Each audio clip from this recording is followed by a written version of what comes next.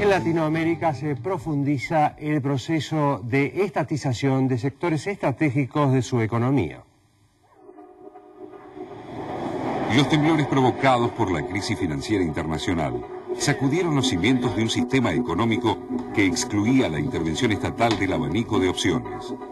Aquella fe ciega en las potencialidades absolutas del libre mercado comenzó a mostrar sus flaquezas en septiembre de 2008, cuando las hipotecas impagas en Estados Unidos dejaron a los bancos al borde del abismo.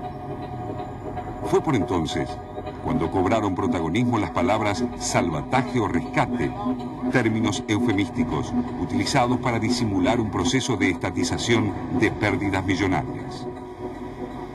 En ese caso, el rol activo del Estado como soporte de un capitalismo en problemas no fue cuestionado. It's very important for us to pass this piece of legislation so as to stabilize the situation, so that it doesn't get worse, and that our fellow citizens lose wealth and work. I, Barack Hussein Obama, do solemnly swear. I, Barack Hussein Obama. Tras su llegada a la Casa Blanca, el presidente Barack Obama le sumó al rescate una serie de rebajas fiscales para aliviar la situación de los ciudadanos y la inversión en obra pública para dinamizar la alicaída economía del país. Aquí, la acción estatal recupera parte del protagonismo perdido.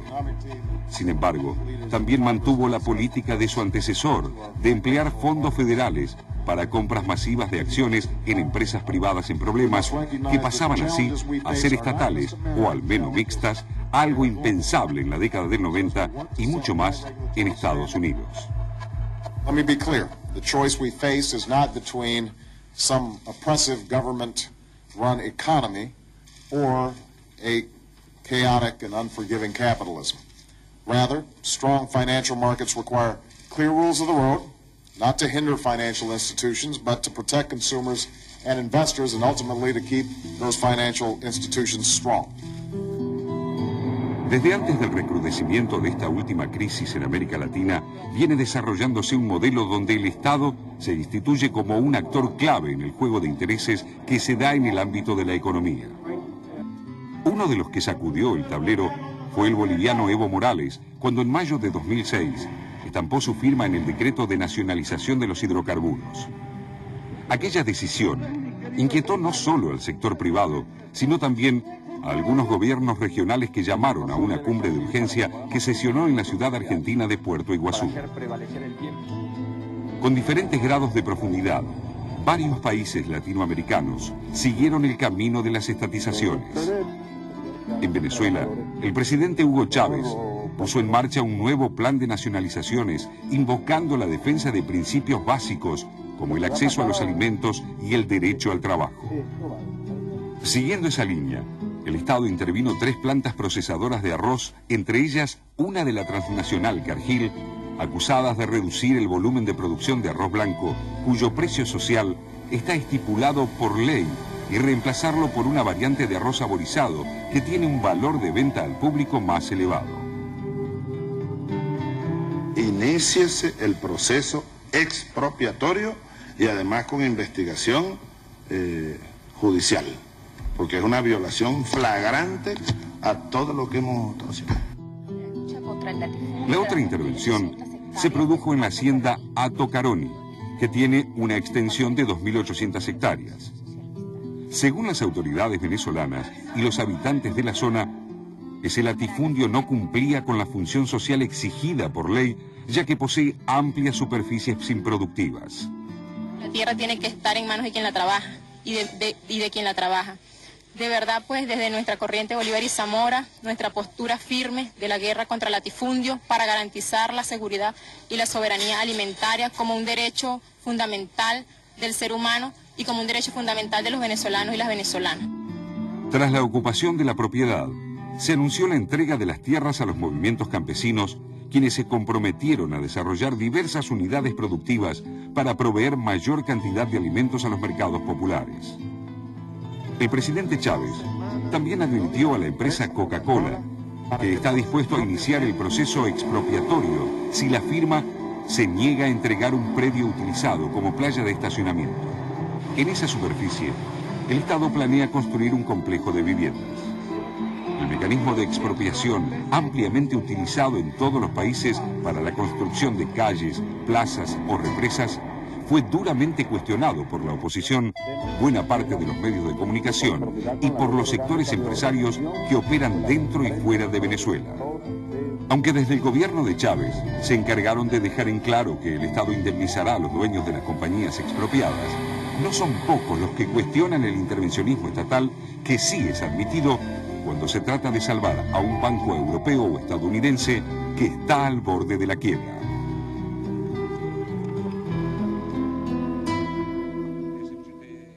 Tenemos algunas certezas y muchas dudas. Entre las certezas, lo que tenemos es precisamente lo que es el doble discurso de qué es la nacionalización, cuándo está bien nacionalizar. Hasta hace poco estaba mal siempre.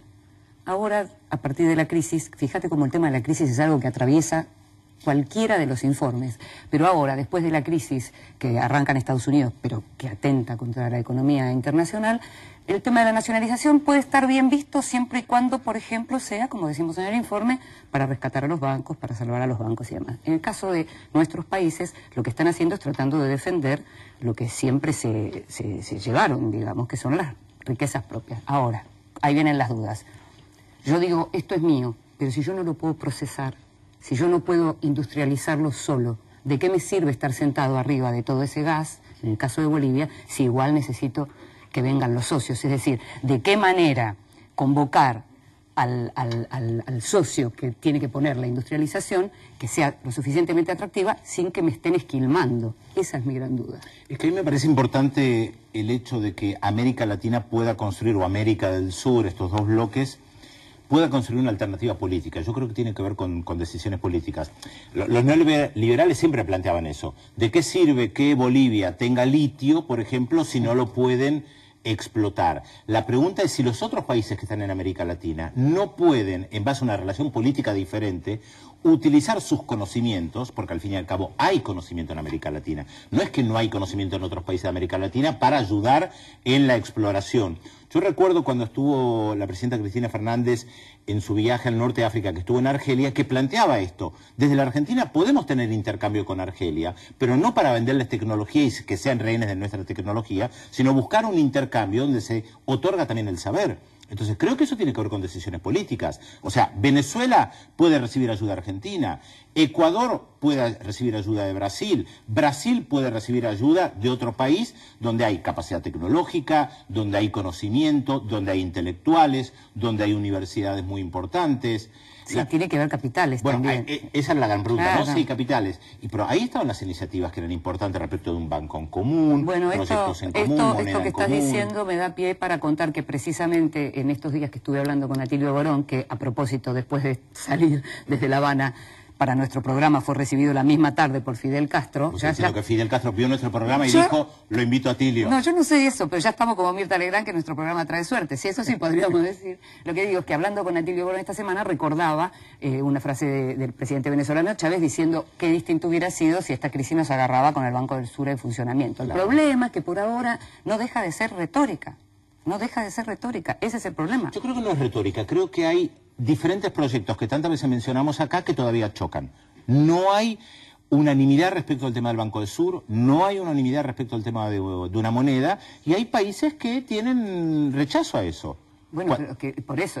Por eso no se puede lograr. No es que no sea es que creo que no es retórica. Cuando Chávez plantea un Banco del Sur o un proyecto de un gasoducto del Sur y viene Brasil y se le planta, porque ahora está negociando con Estados Unidos, ahí hay intereses contrapuestos. Sí, pero hay intereses contrapuestos muy fuertes, porque si no funciona, si no está Brasil dentro de este panorama... Sí, en ese caso hay que convencer a los brasileños de que este proyecto es viable, o si no se los puede convencer, arrancar con otros proyectos. Por eso, bueno, en principio lo que tiene que ver con las dudas que te planteaba está justamente... Yo comparto esas dudas. Yo creo que también si no hay capital, obviamente no podés explotar el caso del litio en Bolivia o tantos otros casos. Pero en el caso de Bolivia también tenés la cuestión que tiene que ver con el hierro, una de las mayores reservas del mundo de hierro que está en el Mutún, cerca de Brasil, precisamente en Bolivia, no está, pues se la concedieron con un muy buen contrato a una empresa india de la Jindal, sí. Y sin embargo no la pueden poner en funcionamiento porque una parte de la tierra que se necesita está en manos de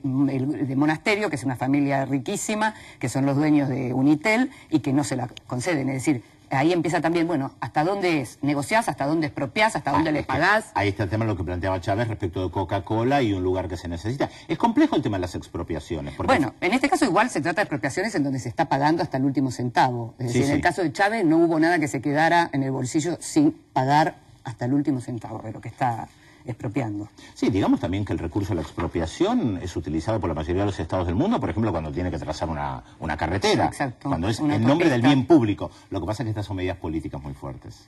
Pero bueno, lo decíamos también al principio, que también ya a esta altura del partido tenemos la certeza de que cuando hay que recurrir al Estado para financiar lo que nos interesa, entonces está bien, desde los países centrales. Si me pregunto cómo eran los países del Este, donde todo estaba en manos del Estado, el gran discurso con la caída de la Unión Soviética era hay que privatizar absolutamente todo. ¿Y ahora cómo hacen para retroceder? ¿Sabés cómo hacen? Le piden plata a Francia y a Alemania porque no tienen plata ellos para estatizar nada, ni para expropiar, ni pagar nada. Algunos grupos mafiosos podrían.